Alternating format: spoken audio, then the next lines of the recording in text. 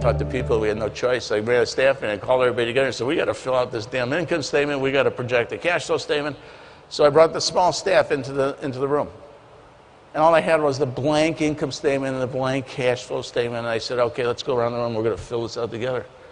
So I went around the room and I went to Bob and I said, Bob, what are we going to sell this month and what are we going to sell the next 90 days? And then I went to Ken, who ran production control. And then I went to Irene, who had materials. And I went to Benita. And then I went to Joe Lober, who handled labor and overhead, okay? And all of a sudden I went to this income statement, I went to this cash flow statement, and you know what I found out? I found out that for every single line I got on my income statement balance sheet, there's actually a person responsible for that line. What a shock, okay? Okay, maybe you got a smaller company and maybe they got 2 or 3 lines. You know, maybe the salesman doesn't only have sales, but he's got accounts receivable, all right?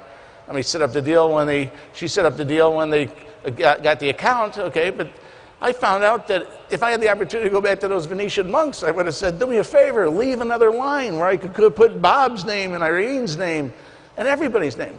That there is truly a sense of ownership. I'm trying to figure out, why did we pay Arthur Andersen like $50 million inside International to come up with this system of praising people when it's right there in front of us? If in fact we do absolutely incredible in the metrics of business, don't you have to have great products? Don't you have to have great service? You cannot create an incredibly successful company, you know, if you're just focusing on a person making a product. You appeal to the higher level of thinking, you get higher levels of performance and higher levels of productivity.